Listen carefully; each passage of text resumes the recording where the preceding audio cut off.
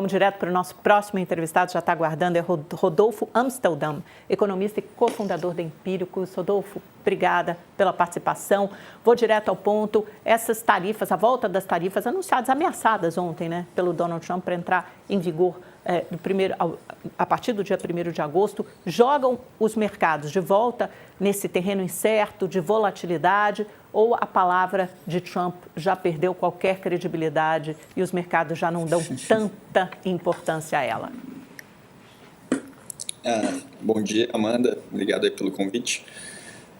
Acho que é uma combinação das duas coisas, né?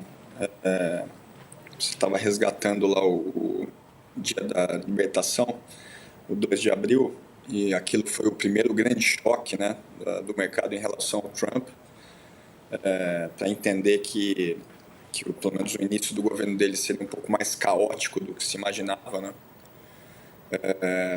E a partir dali começou um discurso ruim, uma prática ruim, né?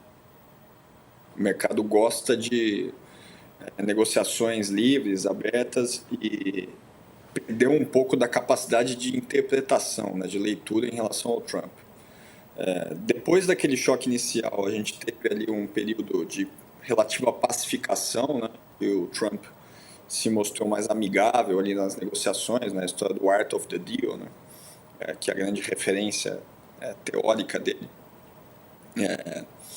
E aí, ao adiar as tarifas, baixou um pouco essa temperatura para o mercado, as bolsas se recuperaram rapidamente, né? Uma das recuperações, inclusive, a gente chama de recuperação em V, né? Uma das recuperações mais rápidas da história da Bolsa Americana, e viu no começo do ano. Então, o mercado ele deu aí algum voto de confiança que o Trump ele estaria realmente num papel de negociador e que as coisas iam acabar se ajeitando, aí, principalmente com os maiores parceiros comerciais dos Estados Unidos, né? Então, China, Japão, União Europeia, o Reino Unido, né, que tem o melhor acordo, parece mais ganha-ganha aí até o momento, ou menos perde-perde. Mas aí volta essa história, né? E agora não dá para saber exatamente ainda no curtíssimo prazo se o próprio Trump quis arrumar aqui uma desculpa para adiar novamente, né? E aí o mercado não chamar ele de chicken out, né? O tal do taco trade, para poder adiar para o 1º de agosto, ou se realmente sobe a temperatura mais uma vez. Então, o clima em si ele é pior na margem, né? Mas também não acho que seja algo tão catastrófico quanto foi lá o 2 de abril. Né? Parece que ele está cozinhando, tentando...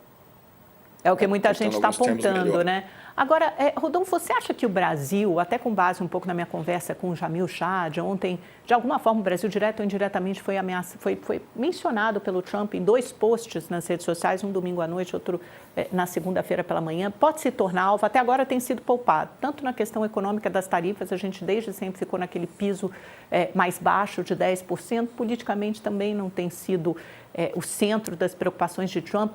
Isso pode fazer preço no mercado, assim, com a entrada dessa campanha política esquentando e também o BRICS talvez aí mais no centro das atenções de Trump. Isso pode fazer preço no mercado de forma negativa? Você acha que o Brasil pode se tornar um alvo do americano ou você não acredita nisso? Não acho que o Brasil vai ser um grande alvo do Trump, né? A gente teve uma coincidência ali do evento dos BRICS, né? E sempre que vem à tona, como já me falou, essa história da desdolarização, né, de você querer usar outras moedas, o Trump não gosta dessa conversa, né? Então, eu acho que teve uma combinação ali de fatores que, no curtíssimo prazo, como uma fotografia, acabou gerando um pregão muito ruim para o Brasil ontem, né?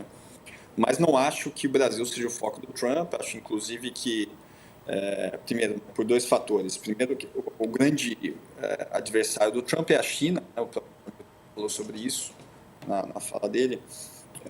E o Brasil ele funciona, assim como o México, como um caminho alternativo à China, né? Inclusive nas terras raras, aí, que foi o grande assunto da negociação com a China no mês passado. Então, eu acho que para o Trump não faz também sentido ser super bélico em relação ao Brasil. E, ao mesmo tempo, você tem essas vésperas de eleição que confundem um pouco as coisas, né? Então, o Trump, ele, obviamente, né, tem uma proximidade maior ali com a família Bolsonaro e vai tentar influenciar de alguma forma, né, ou diretamente, ou com moedas de troca, aí, ou ameaçando o Alexandre de Moraes para tentar jogar essa eleição mais para o lado da direita ou centro-direita, né? Então, não acho que, mesmo se vier alguma piora de tarifa, se em vez de 10 for para 20, acho que é mais uma ameaça, mas mesmo se vier, seria ruim, mas seria algo, acho que mais pontual.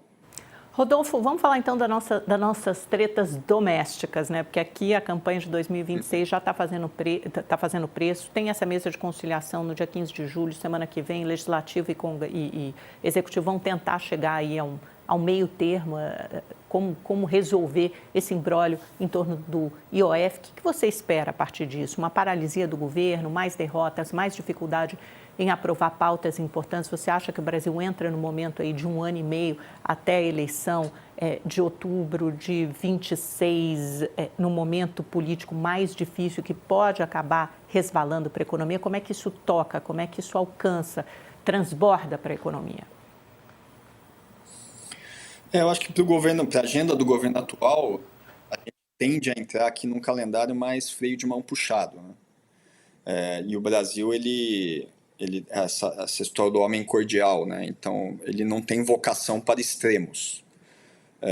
A gente teve ali uma aparente ruptura, né, que foi representada pela votação do Congresso ali para tirar o IOF.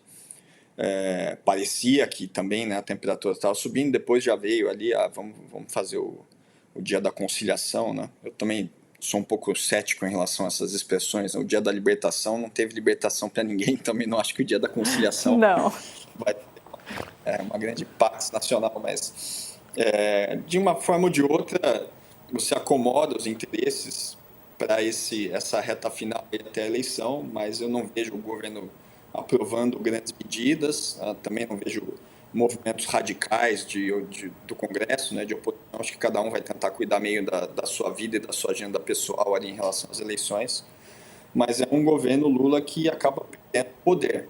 Eu acho que a gente tem aqui um período relativamente extenso, né, até o dia das eleições, em que nada muito relevante vai acontecer do ponto de vista de agenda de política pública, tá?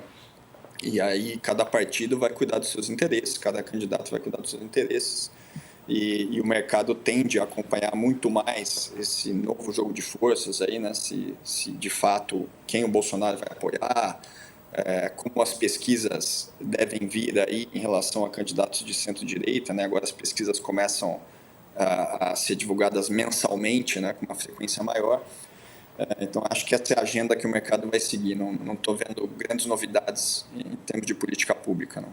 Quando o governo entra nesse discurso de taxação dos ricos, né, e o IOF entrou nesse balaio, o IOF atinge só os mais ricos, Rodolfo? E é a minha última pergunta aqui, porque eu preciso encerrar o programa depois dessa, então mais 2 minutinhos para responder. Explica para a gente o efeito que o IOF tem na economia e se são só os mais ricos que pagam essa conta. Uhum.